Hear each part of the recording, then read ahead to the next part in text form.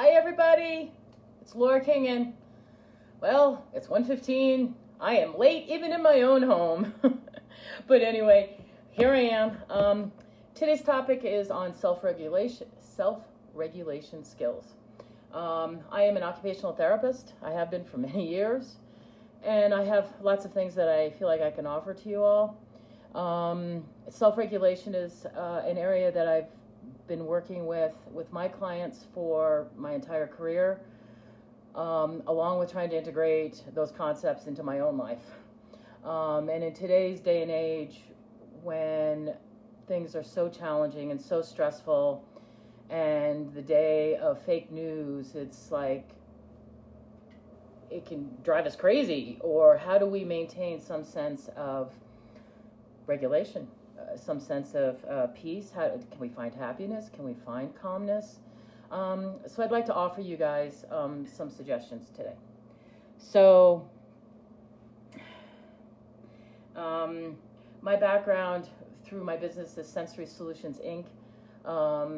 So I want to give you a little bit of a theory about self-regulation, and then talk a little bit about the senses and different activity ideas of how I address self-regulation, and then actually walk you all through an actual activity to get a sense of what it's like, to feel kind of the peaks and valleys. You know, there's a rhythm in our natural world where we wake up in the morning, we kind of wake up slow, and then as the morning progresses and in our day, we kind of peak, and then we kind of calm back down in the evening to be able to go back to sleep.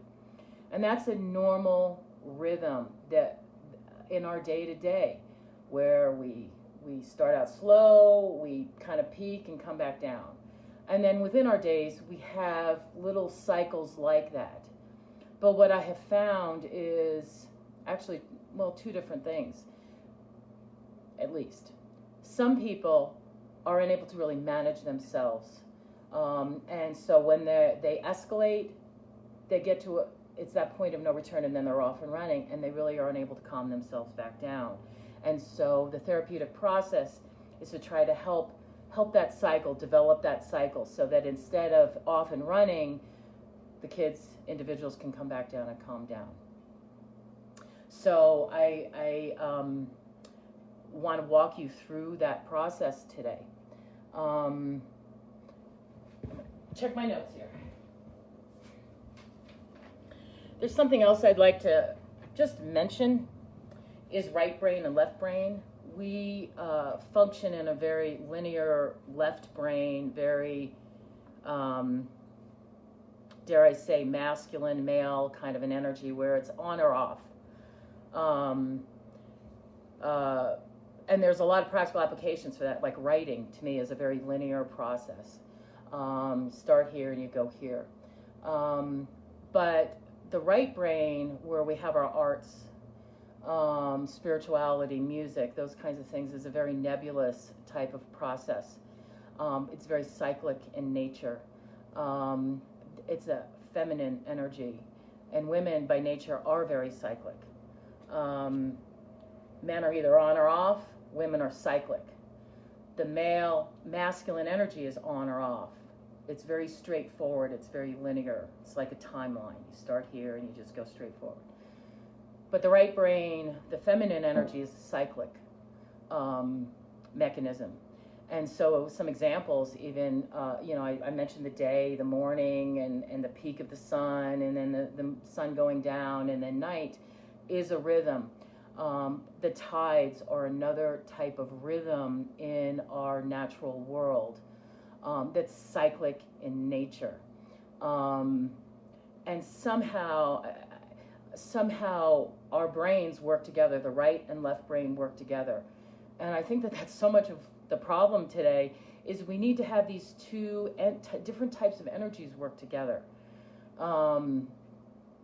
In my therapy, I work with a lot of individuals who have the neurological challenges of integrating. And honestly, I'm just going to plant a seed with this. It's like the Democrats and the Republicans. It's like a husband and a wife, we need to learn to get together and work together rather than having one side dominate another. How do we work together? So I'd like to just show you how I address this in my therapy without actually getting really cognitive about it. But in my therapy treatment sessions, we do activities to help address these kinds of things. So check my notes, make sure. What I want to do is mention the sensory aspects and how we approach therapy through the senses. Like, for example, some people, let's see if, actually I'm just going to bring the iPad with me. I've got a very,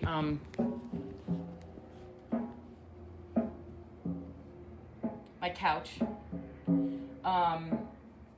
is a very comfortable, cozy kind of couch.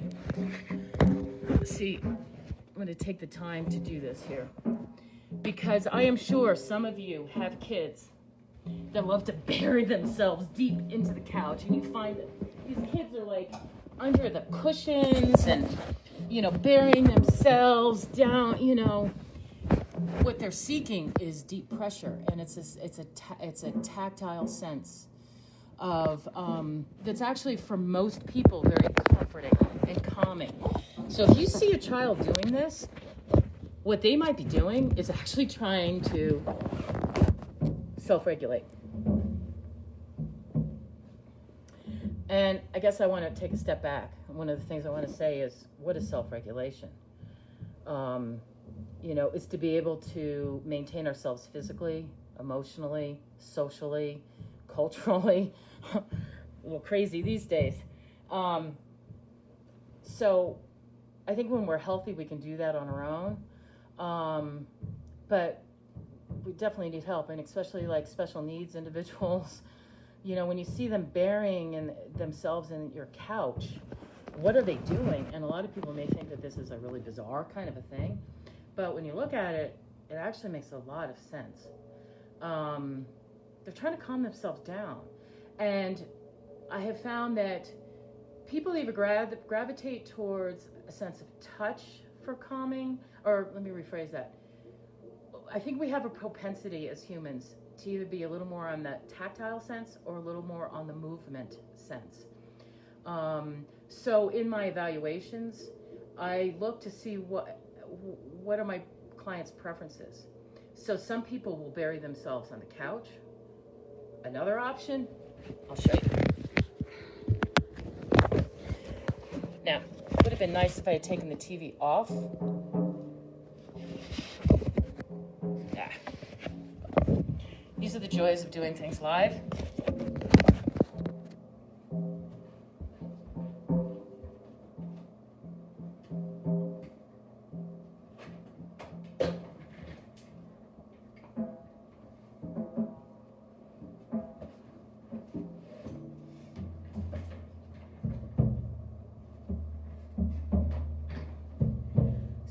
TV on the chair on purpose.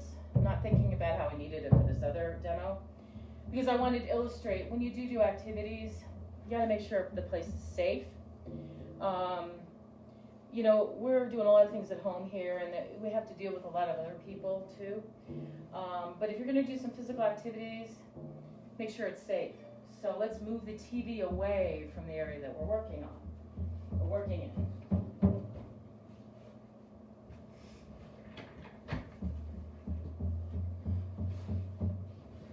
But something else I wanted to point out is movement and the power of movement. So I find people are either kind of drawn towards sense of touch or movement. And depending on my assessment results, I'll gear my treatment sessions towards those particular things, if that's meeting my treatment goals, to help my clients, say, self-regulate. So this is something that's really, really important. You can see my hair is all funky. So movement. Now, I really like swings because it's the most efficient, but it's pretty rare to have a swing, especially in your own home. But one of the things we do have are chairs, these kind of swivel chairs. So this is something I have. that I can offer for movement. And if you find that you have kids that are moving around all the time, maybe they're not digging themselves in the couch, but they're moving around a lot, they're probably needing a lot of movement, so that they should be offered some movement. Give it to them. That's what they're saying. That's what they're... See, we interpret a lot of this stuff as a behavior problem, but when we look at what is the behavior trying to say, well, maybe if we can interpret that, it might be, I need to regulate. There's so many things going on here, and I need movement. And movement will help calm me down. You know, how many kids like to go out on the playground? And here's my thing about, you know, taking recess out of the school time. Kids need the time to go out and play and discharge energy and move. For a lot of reasons. But it's a way to help self-regulate. But there's something I really want to differentiate here, is the difference between rhythmical movement and arrhythmical movement. So rhythmical movement, like the grandmother in the rocking chair, so to speak, see, even that's a little jerky, but rhythmical movement is actually calming. Even rhythmical music can be calming. But if the movement is moving around, well, guess what? I am not going to be self-regulating. I'm going to be all over the place, you know? So pay attention that if you've got somebody that's doing a lot of stuff, what's going on in the environment? Are there sounds that are all over the place that are contributing to this dysregulation? And then how can we calm it back down to regulate? So movement can be really important. Now, some people are very sensitive to movement. Again, in the assessment process, we can figure that out. And I may not necessarily want to do a lot of movement. I mean, we all need movement. We all need touch. But we can be very delicate with that. So let's take that a step further about environments. Looking at the different types of sensory mechanisms that can contribute to self-regulation. Sense of touch, sense of movement actually isn't considered one of the 5 senses, but I look at it as like a 6th sense. There's things like over on this table right there is a diffuser. So paying attention to smells can contribute to regulation. I like essential oils. There's a lot of synthetic products out in the environment, in the market. I got a lot of feelings about that. I would encourage everybody to go more natural, because I think that a lot of synthetic products are contributing to the neurotoxins that are out in our environment right now, that's contributing to the dysregulation that's going on. So paying attention to the smells. And here's another example. A lot of people like the smell of vanilla. I don't. That's going to have a tendency to dysregulate me, because I'm going to get irritated and I know there's other people out there like that as well. So we have to pay attention that what works for one person might not work for another person. It's another reason why we do individualize our therapy. Another consideration is the visual sensory. It's daylight right now, but in my treatment sessions, I'll have a tendency to try to calm the visual down rather than have it a lot going on. If we turn out the lights, put on lower lights, it can help reduce the visual input that's coming in, that can help with regulation. And then taking into consideration what goes on sound-wise. These kinds of things in our day can contribute to that regulation or dysregulation. And if we have good self-regulation skills, you know, our day-to-day cycles are probably okay. But if you have any kind of disease process or cerebral palsy or autism or any of that kind of stuff, it makes it harder to regulate. So that's what therapy is for. So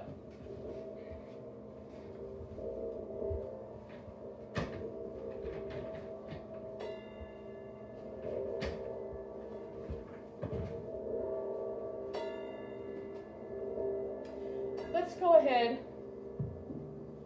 and do an exercise to kind of wrap this up. I mean, there's so much involved in self-regulation, and I'm just trying to hit a couple of key things to give you a sense of what it's like to work with me, what kinds of things I do work on, and then to give you something practical to experience. So let's say you need to, let's just do self-regulation activity. At home, you might want to do this as a family activity. You may have somebody buried in the couch. You may have somebody else on the chair.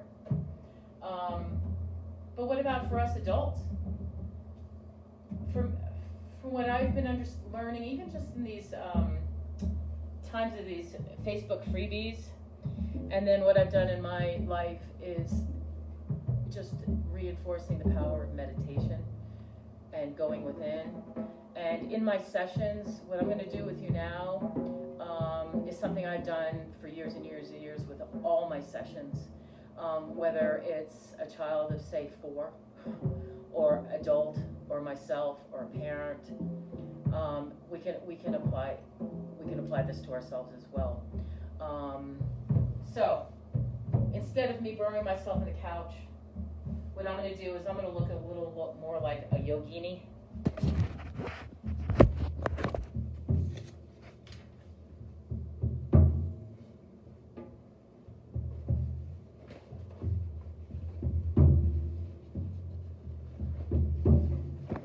So,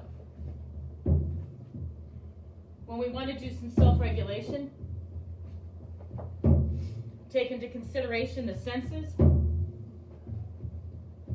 When I turn the lights down, get in a comfortable place. Now, this is too high for me.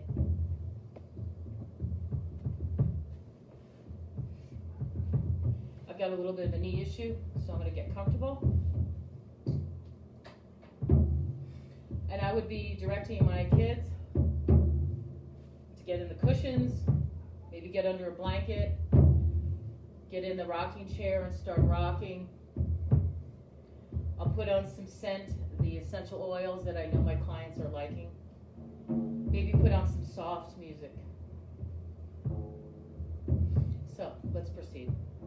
So everybody taking a slow, deep breath in. Slowly let it go. Another deep breath in. And slowly let it go.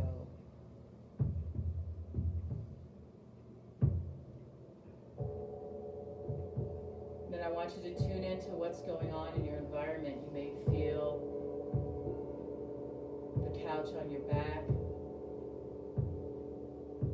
You may hear sounds.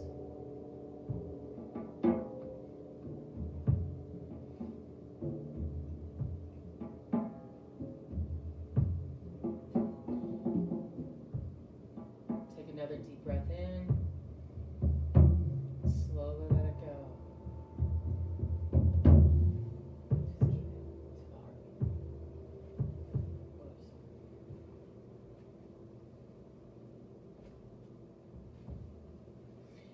And it's really important to tune inside our bodies. So if you can close your eyes. You may want to put your hands on your knees. If you're sitting like I am, it's important to take a couple of moments just to quiet.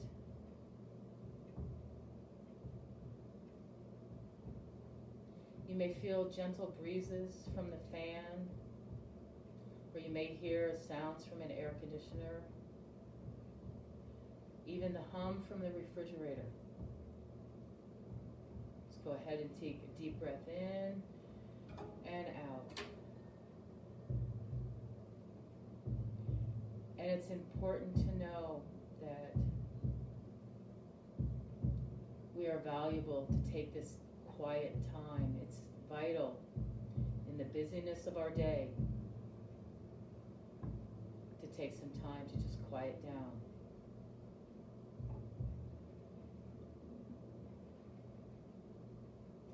And using the power of our breath is also very helpful. Taking another deep breath in and out.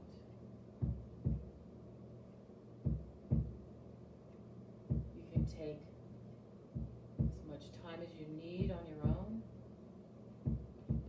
this simple exercise, just a couple of moments. I'm going to count down from 10 to 1. And when I get to 1, we'll go ahead and open our eyes back up and finish out. 10, 9, 8, 7, 6, 5, 4, 3, 2, 1. Slowly wiggle your fingers and your toes. Open your eyes. You might want to stretch.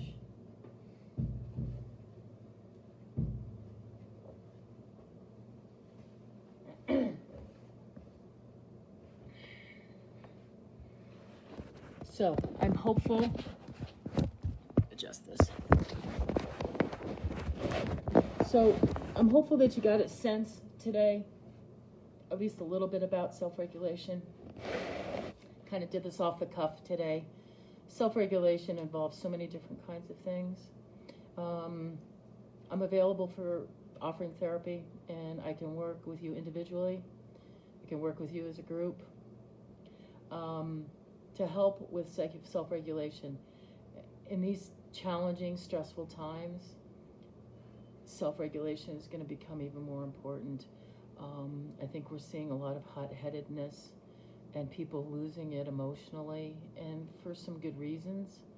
But we need to learn how to calm ourselves down again, and definitely get back into the rhythms of the natural rhythms, the natural cycles. I mean, there's this whole thing about climate change. Some people are very passionate that there's issues about climate change, and other people are denying it. In my opinion, our bodies are part of the natural part of life, and our bodies are part of the calibrate to those natural rhythms. So how can we get back to that? And how can we ground back into the natural world? So I've given a lot of information. I'm available. My business is Sensory Solutions, Inc. Probably the best way to reach me is PM on Facebook. My cell is 631-848-8852. I plan on doing more Facebook Live presentations.